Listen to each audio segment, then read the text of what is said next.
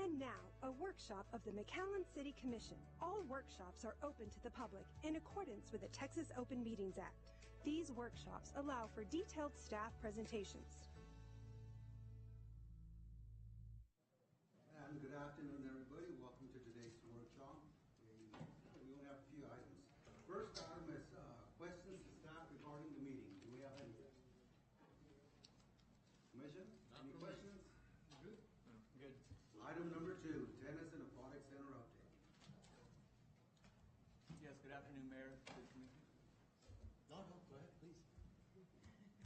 Knock yourselves out. Whatever.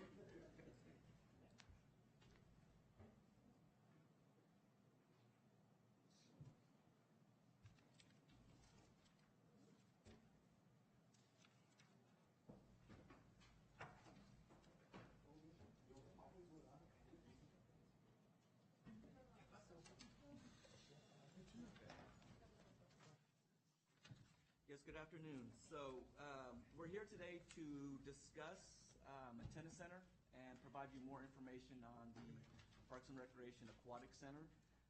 After the presentations, if you have any questions, we'll go ahead and entertain those.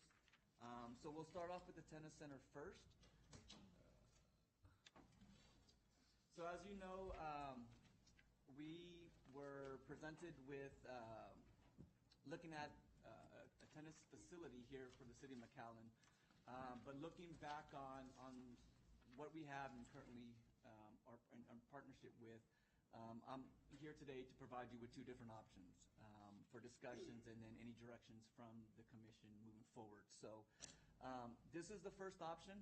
We do have a partnership with the McAllen Independent School District on where we currently utilize and share tennis facilities for the public.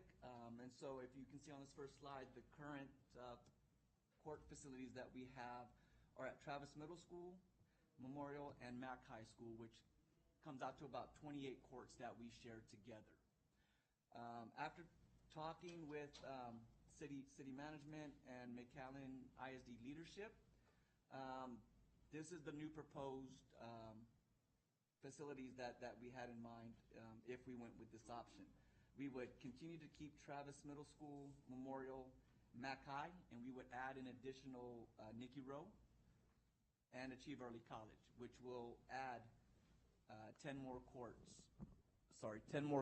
to our existing facilities. Don't we have some in Memorial? I mean, not Memorial, Morris. We do have some at Morris right now. It's operable, operational from Monday through Friday or Monday through Sunday, limited access to the public in the evenings. And so we are working together to improve that site, and so that could be another possible location. Based on these new schools here, it's based on the security that they're placing at schools right now for access, right? And so if you look at Nicky Rowe and Early Achieve, it currently sits outside the school safety zone, which they felt comfortable in utilizing to the public after hours. You can see we went from the current 16 courts at Mac High to 14 courts, and I'll get into that on a later slide. But at Morris, not only I think we were going to light it up, there was going to be some additional courts too. Correct, and so that was on the proposal with MISD, and I'm sure they would come back to add those 4 additional courts for city usage. I think you should add it to Yes, sir. the proposed presentation. Denny, the Mac High courts, the parking is very limited. Are there any plans for additional parking? We don't have any additional plans. I know Mac High right now, or McAllen ISD, is making some improvements there to their field, and I don't think they had planned for improvements to the parking either. Yeah, it's tough to utilize all the courts. It's tough even on a daily basis to pick up and drop off there because Correct. there's only a limited amount of parking spots. So part of the new plan there at Nicky Rowe High School too would be to add additional parking. That would be on the west side of the courts now. So that would be part of the improvement plan for Nicky Rowe. So this is one proposal, but Correct. This is option 1 with continue the partnership with McAllen ISD. Have you checked, Danny, any tennis courts on the east side? Because what I see is 26 courts on the west, and there's only 12 on the east. So can we check on different sides that maybe we can have some more into the east side of the? Okay, I can check with the school district. Again, pending on their security plan of improving their security with new fence line going up, determine these locations here as of now. All right.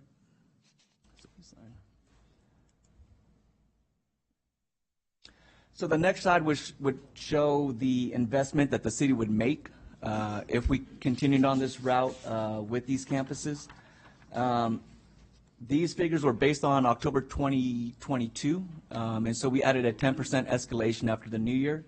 With the improvements, with the exception of Travis, which we made improvements there in 2019, total cost allocated to the improvements would be about $803,000 for just these 1, 2, 3 campuses.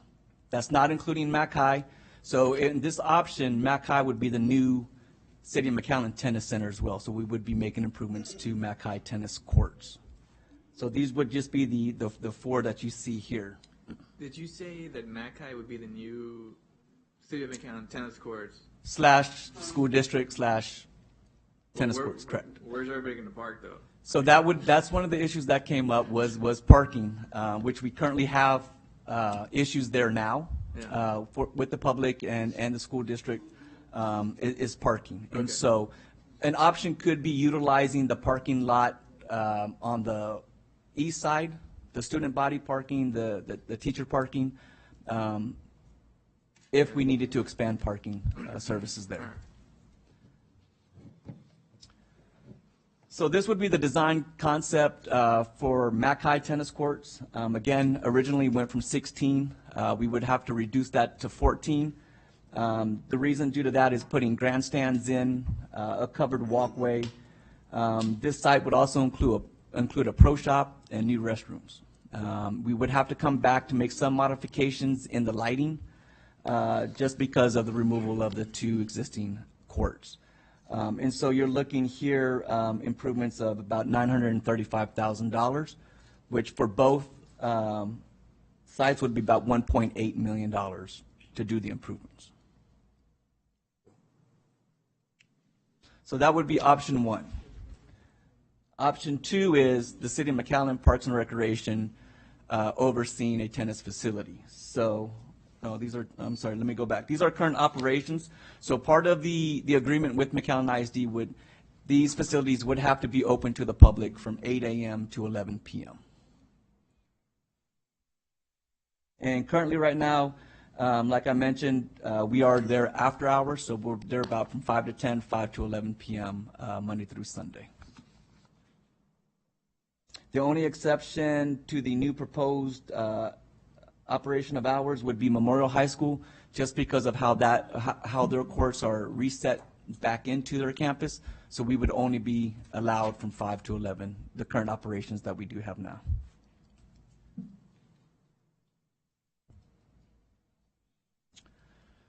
So the second option would be for, like I mentioned, the City of McAllen to build a facility. And so currently right now, we do have 6 courts. The proposed McAllen Tennis Center would add 16 courts to the existing.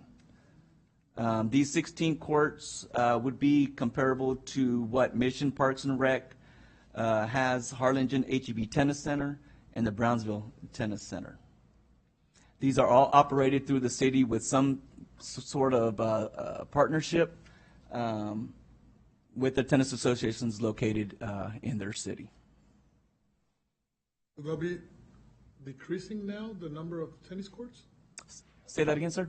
We are decreasing? Because we had 28. That's with the current partnership with MISD, correct. Well, it's gonna be So both. the option could also be, if we went this route, we could also partner with MISD to keep those courts open as well. So this is just if the city went on its own with the 6 existing courts and then building a 16-court facility. And where would that be? So on the conceptual design here, just to show you the comparables, if you see the top left design, that's just to show you how much green space would be. That's at our current location at the Parks and Recreation Building, and that sits on about 5 acres of land. And so if you take a look at the tennis center in Harlingen, the Mission Tennis Center in Brownsville, it's all between about 5 to 7 acres of land that we would need to build a 16-court facility on. And I believe this court conceptual design that we have on the top left has about 88 parking spots. That's the one on where? So that's the one on Ware Road next to the West Side Ball Fields and West Side Park. So Where the existing building? existing Parks and Rec building where we currently sit right now. So I know, And all of these courts would be open and available to the public. Correct. so, I mean, what we did there was that, we know that there's been some discussion about possibly having a center there just because we own the land and because the buildings are not gonna be of use anymore. We'll probably demolish them. But that's to be determined. I mean, we can build this anywhere we want in the city. My personal opinion is that that property is too valuable to put a tennis center there. That's my opinion. I would not recommend that we demolish and build tennis there. That has the potential to be sold for retail, dining, residential, whatever. You're seeing what's happening along Ware Road, and that's across the street from the convention center. So from management's perspective, and I've had this discussion with Parks and Rec and the rest of the ACMs, and I just think that's too valuable a property for that. I totally agree with that. I know it's part of the parks, so we'd have to go through a different process. Right. I think if we explain it well enough, I think people will understand the reasoning behind the idea. And we obviously could probably get property for less money, sell this property and develop it, and then buy property elsewhere, even bigger property, if we'd like. So again, yes, sir, this was just purely on just conceptual design to show you what it would look like. It could be 5 acres anyway. Correct, yes, sir. Plus, it was a viable option because, as Roy stated, we have. Because we own it, So I had seen some of these renderings to some extent as I worked with Jovetta and talked to the different groups. We've been talking to the people who are concerned with the expansion of tennis facilities, and we obviously have been talking to people who are concerned with expanding, improving, and adding additional aquatic facilities, right? Part of the discussions, that I had with Joe, and whether it's this property or not, is that property is much larger that we own. The 5 acres is where the Parks building is, Correct. but this goes all the way back. How many acres total? Maybe 10 or 12? Yeah, to the multi-purpose field, if we extend it back to the west, it's probably about another 5 to 6 acres, Right, and so multi-purpose fields. There's a lot of potential too. Let's just assume, for argument's sake, that it is this property. You can develop a really, really strong aquatic facility that's interlaced with a tennis facility, with running trails that kind of encompass it all, with maybe a dog park amenity. Pickleball's getting big, blending in a few pickleball courts between the tennis courts would be a very, very good idea. And then you would have really what I would call a multi-use sports, family-oriented facility, right? With a central clubhouse or whatever might be needed. Benefit of this property, obviously we own it. It's large enough. You're connected to the hotels. And I think, but if there's a more commercially viable option, I think we should pursue that reasonably soon so that we can present options to the community rather than holding it hostage to future plans of that property, right? Because a sale, as economically strong as it might be, is going to be a one-time bullet to the city. We've got to develop these facilities. I think that'll be a benefit in perpetuity to quality of life. I think what we have to do is look for property and look for it quick. We're gonna pull the trigger on something because this is totally different property, which has different requirements to be able to do what we're talking about doing. So It's right next to West Side Park too, so it complements existing amenities. Yeah, So we need options are very important. I agree. It could be either way. Yeah, and again, I just don't want us to dismiss this property for this use. Yeah. Right off the bat, I think it's prudent we come up with real solutions instead of kind of leaving it up in the air and not focusing on finding a solution for all these amenities. And it would be good if we start something and quick, because nothing is getting cheaper to build, and the need's there. Our growth is there, and the ask is there for this type of different recreations.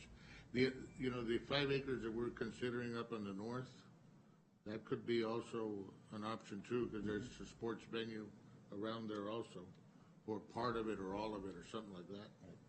Instead of all, instead of all of it being parking, as we had thought. Yeah, I don't disagree with anything that you've said.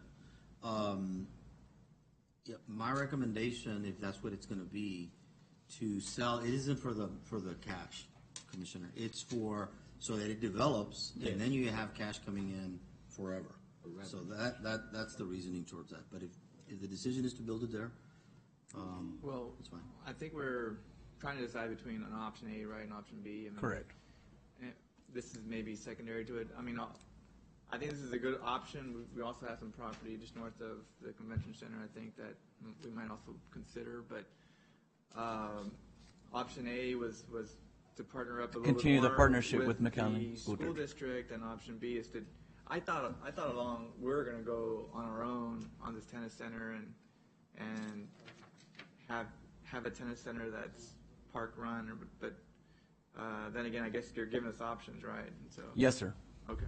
And in part, it's because the school district is interested in doing that. I think we're a little more limited if we partner up with them. Yeah, exactly. They're interested in us continuing the partnership and increasing it. Yeah. From our perspective, we'd rather have our own. Yeah. I agree. Me too. Yeah, I agree. I think we at some point need to have our own. Obviously, these options can come at a much quicker pace, and as we've seen, at a much lower investment in turnaround for our citizens to use until we get there. Option 3, look for some property quick. Okay. Okay, next item. Thank you.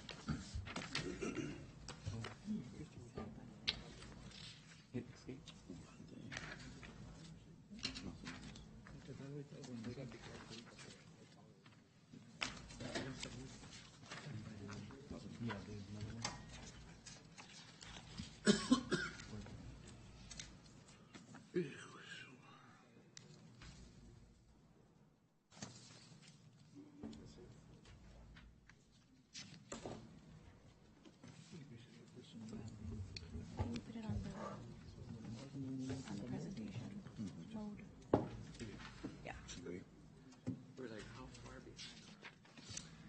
Good afternoon, Mayor and City Commissioners. As you know, we have 4 pools within our city that are available for public usage for a wide range of programs and offerings. And so today we've prepared an overview of those offerings and those facilities for your reference and consideration, as well as a reference to other aquatic facilities in our area and region.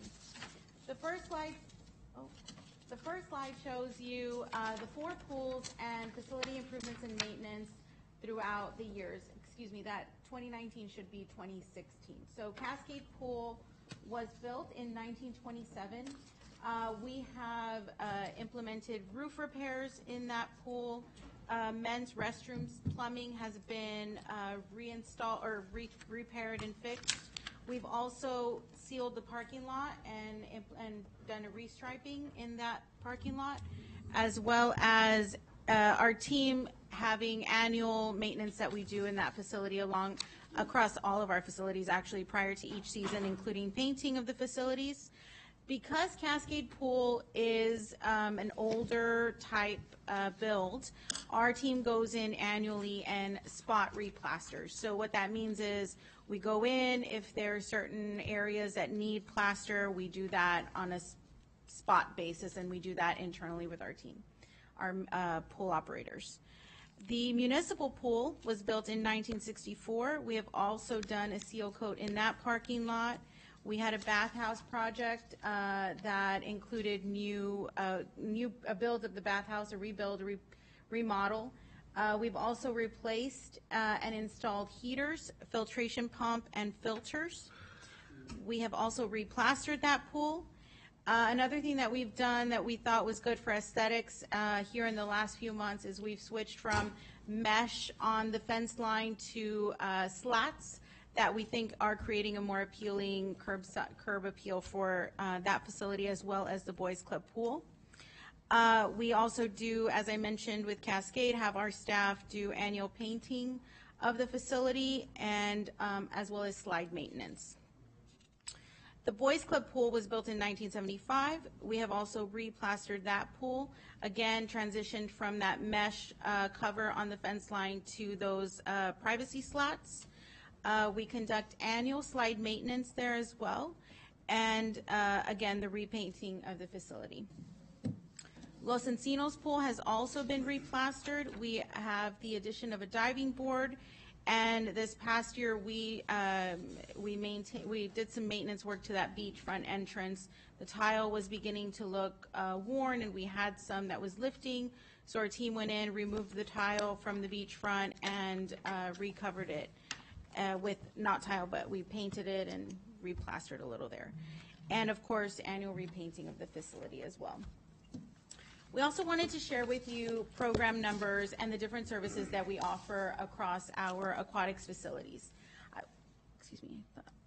We thought it was important to make sure to include for you a reference 3 years of days of operations. As you know, fiscal year 2019-20 and fiscal year 2021, we experienced adjusted operations. So you'll see there that in fiscal year 19-20, we had 169 days of operation. Fiscal year 2021, it was 296, and 21 and 22 fiscal year, we're back up to those 348 days of operation annually. So while these numbers that I'm showing you in terms of participation do include 19 to 2022, I ask you to just keep in mind that we did have those 2 years of adjusted operational days. Our public swim, lap swim, and aerobics saw 21,425 participants, and I've included there the fee structure for those programs for your reference per person. Public swim is $250, lap swim and water aerobics is $1 per person to utilize the pools for those activities. Our Learn to Swim program, which is quite popular, offers adaptive Learn to Swim, parent, baby, preschool, and youth and adult. We had 3,405 participants during this date range, offered across 3 facilities, and we offer them in all 3 of our seasons, fall, spring, and summer. Our pools are also available for private rentals. We had a total of 6,244 participants come through our facility during those private rentals, and had 90 during those 3 years of range that we're showing you here. In addition, our team of lifeguards provide certification classes for lifeguard, first aid, CPR, AD, and this past year, babysitting certifications, which were, of interest to some of our residents and non-residents. We've offered 19 classes and certified 69 participants. The H2O hut, which we reopened in July of 2022, has been operational, and currently we've had 384 rentals with over 1,100 participants utilizing that new amenity at Town Lake. This is included because our lifeguards are waterfront service certified, and so they do make up the staff that provides the service at the H2O hut at Fireman's Park. We also offer an opportunity for our organized swim team usage, and the pool usage days are four days per week, twice daily for any swim club organizations. And of course, that's adjusted based on our programming, public usage, and the number of swim clubs that are wanting to utilize the facility. In addition, our lifeguards, because they are CPR and first aid certified, support citywide special events. From 2019 to 2022, we have supported 30 events citywide, and as well as supporting MISD and department events. So because the topic has been brought up in terms of an aquatics facility, we thought we'd offer you some comparables during this presentation as well. We have included the City of FAR facility, Banworth in Mission, PSJA ISD, and La Jolla ISD. The City of FAR Aquatic Center features 10 lanes, 25 yard by 25 meter. The PSJA City of FAR Natatorium includes 21 lanes, 8 of which are competitive. It's a collegiate-sized pool, 50 meters, with a diving well of 17 feet. La Jolla ISD Sports and Learning Complex has 10 lanes, 25 yard by 25 meter, a diving board, leisure pool, beach entry, water slides, more recreational amenities are included at that facility. The PSJA ISD Aquatic Center features 10 lanes, 25 yard by 25 meter, and the Banworth pool is 8 lanes, 25 yards. So that's just kind of to give you an idea in terms of the other facilities that are available in our area, in our region. And if we explored an additional facility, these are kind of the facilities that we would be offering some of the similar amenities. Any questions? A real quick one. I see 19 Cascade. All the others have been replastered except for that one. So we spot replaster it. We've never done a full we haven't done a full replaster. I thought we had a few years ago. It was just a spot, sir. Cascades only use 3 months out the year, the facility. So I don't know because of it's based on a well water system. So there's no filtration system in there. We get the water through well water. So every 3 days we have to flush that water out. We still provide the chlorine tablets to sanitize and to get them up to safety protocols. In those 3 months, how's it used? Most of the usage is for public swim, and we still get a good crowd that goes out there. But that's my concern, because I remember a few years ago, we kind of discussed that, and my concern was that I wanted to make sure that whatever we have in the north, they have in the south. And if they don't, I just don't think it's fair to our people in the south. Why have we not been able to, I guess, install a filtration system or update it to where they have the same amenities as our northern residents? So we can take a look into that, sir. We do have Los Encinos Pool, which is located on the south side of McAllen, off of Sarah Avenue, which is basically our newer pool that we've installed back in 1998. Another option was to look at that pool, and that pool is only operated about 6 months out the year because it's not one of the heated option pools that we have. So team is looking into seeing what it would do, what it would cost, to see if we can go back to Los Encinos to make that a heated pool to where we can have that year-round, provide the services year-round there. Muni and Boys and Girls Club pool are only heated pools, which is operated 12 months out the year. Hey, Denny. Yes, sir. 6 months of the year, it makes it sound like it's cold for 6 months. What's the issue with the water temperature? Well, because of the heater system, there's a lack of the heater system. The water temperature is a lot colder than the air temperature. And so it's just not conducive for to open to the public when we have cold water. What temperature does it go to? Because I remember San Marcos. Well, I think people can, dip their toes in and decide to get in or not, right? I mean, people go to the beach year-round and get in the water, and that's much colder than our pools. 6 months of the year seems heavy. I can't imagine, does it really dip that much the other 6 months? It does get pretty cold. And so we haven't provided those services to the community because we get feedback. Now, I know lap swimmers might enjoy that cold. But for the public usage, that water temperature is pretty chill.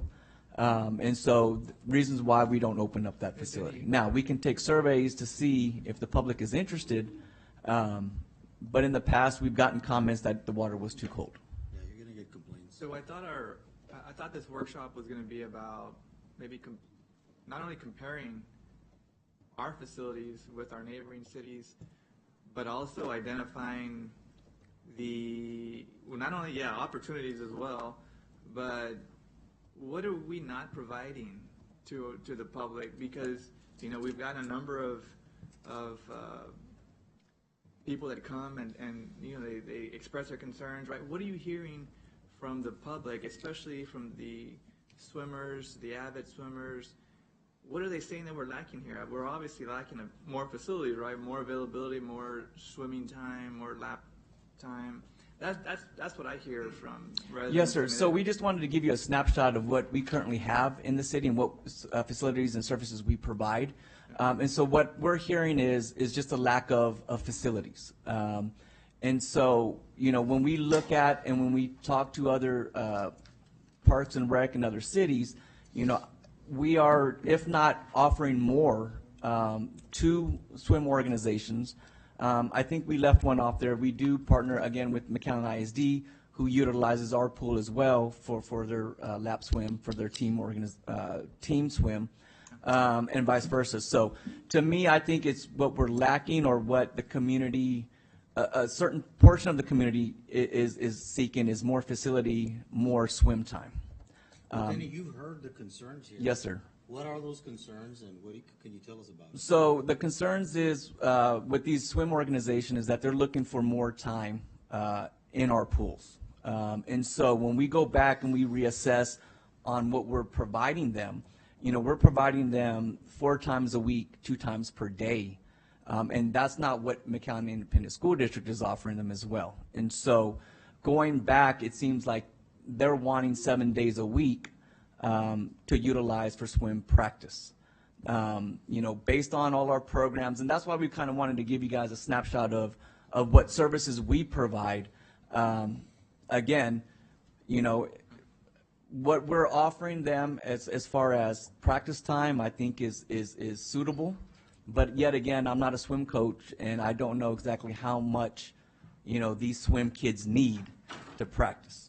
So we did have meetings with 2 of the swim associations or swim clubs, and that was kind of the consensus of the meetings. We asked them, please send us, above what we're already able to support with, what is your wish list for that? That was several weeks ago. To date, we haven't gotten anything over what they're already getting in terms of their wish list sent to us. But it was very much, again, to Denny's point, they have 4 days a week, 2 times a day, and also their MISD hours. So the kind of the impression that we're getting based on those conversations and those meetings is they're wanting dedicated space, a dedicated facility, which, our team has done a good job, I think, in terms of the different obstacles that we've encountered in terms of lifeguard issues. I mentioned the certifications. We certify lifeguards, and then they are working in other cities, but we're providing the certification. So with that obstacle, we've still come back with all of our offerings in terms of the certifications, the public swim, the learn to swim, the water aerobics, lap swim. And our lap swimmers, our water aerobics participants, they're very happy with the hours that we're offering from the feedback that we're getting from them. So it's the problem been municipal pool had been out for some time, and then we had some problems with the Boys and Girls Club pool as well. So maybe this was last year, and there was a period of time when we had like 2 out of 4 pools that weren't working. Yes, sir. So going back to 2019, when we started the renovations, the replastering of Muni Pool, we shut that down. And then after that, we did the remodel of the bathhouse. And so we had to shut down for some time there. And then COVID hits, right? And so, yeah, we have taken a hit, but, like Karina mentioned, with what we have and what we do, we still try to provide all the services without reducing or eliminating any of the services we provide. And if we go back, when we discuss with other cities and their natatoriums or their aquatic facilities, most of the other cities don't offer swim club usage time. And so, with what we're providing them, we're already above what other cities do with their aquatic facilities. Now, what do they pay? The folks that have been here, these swim clubs? What do they pay? What's the fee? The agreement is outlined that they would pay $2 for residents, $5 for non-residents per season. So, you know, if they're averaging, say they charge the participant $90 per season or more, we're asking for $2 of that for these 4 days a week, 2 times a day. $2 for the whole season? So I say we continue the conversation, but it has to be cost effective too. So, Well, but- look at what we're doing, and we're at par or better. I mean, it has to be cost effective. Yeah, right, but, you know, we have to be looking what we have now, what we could improve and maybe expand, because we're an ever-growing community, so, you know, at Municipal Park, you're saying that's heated already, okay. And, you know, there's space there for a possible addition of another pool or something like that. But at Cascade, I mean, that is just an older facility with well water, with all this. I mean, that either there or somewhere, it needs to be replaced for, you know, so for it to, one, get a pool there with heat, because we can't be losing 5-6 months out of the year, okay? That just doesn't make sense. And if Los Encinos is not heated, well, what does it cost to do a heated pool there? That's Right. what, those are the numbers we need. So yes, our team is working on that Okay. for Los Encinos, and fine. that would open up, if it was heated, that would open up for lap swimming as Sure. well. We have potential there for short course lanes. You know, dreaming big, there's opportunity to expand the size of the pool and add long course lanes there. But, you know, of course, we always keep top of mind trying to make sure that what we're doing Well, is. bring us those type of options with what we have today, maybe improving it, definitely heating, and other things, because we do also need to react and get better at the aquatic side for our residents, as tennis, and as we've done for softball, girls softball and boys baseball. So, yeah, we need to just now focus on these two needs. Yeah, I agree. And kind of taking it back full circle, you know, Roy, I think finding land, you know, and I think bigger than 5 acres for the tennis center. Personally, I would like to see a very grand master plan. I mean, McAllen does it better than anyone else, right? And if we're going to do all these, I think it would make sense to do one master park, something just really blows everyone out of the water. Do something that has a bunch of adjoining amenities, right? Tennis, pickleball, dog park, trails, right? All kind of integrated together. An aquatic facility. I think we could do something really, really good, right? That could be the grand park for the next 40, 50 years. That's my personal opinion. I think we can, you know, really put something together. I don't think we want to duplicate something that's working, you know, in our region, but we need to add on more. Well, we don't have tennis courts that are city run. That for sure. We don't have any. Mm-hmm. Those dates, if you're satisfied with those dates, No. and you know, I think I'm very fond of those parks, and I'm very fond of the activity that takes place in those parks. But I think we're at that point in time where it's Exactly. possible to definitely start planning. And if we're going to plan the tennis, city-owned, we're going to plan the aquatic facility. Cascade is almost 100 years I think old. a very single, you know, one very large master planned park with sufficient parking, with centralized control of it all, right? Because we have a softball park, we've got our baseball fields, we've got trails, but a lot of them are sort of, you know, single use kind of I agree. functions. So It brings a lot of benefits, what Commissioner Haddad is saying, because sometimes when you have everything centralized, even the maintenance on traveling is a lot less, because you concentrate your traveling to that one part only. I mean, it's just seeing the same thing in different kind of ways, and see what is better for the community and the city. Okay. We'll give a little credit. Joe better put that idea in my head, man. Big master plan park. We know Joe likes to think big, so. That's why he's hiding. So I guess the directive, we'll go back and create a master plan. We need property. We'll bring it back. Here's the thing, we can go into executive, but, when we go through budget, one of the things that we always say when we start budget is, it's the vision of the city. That's what a budget is. It's not an accounting book, right? And so we went through a massive undertaking the last couple of years in deciding what we wanted to do with capital.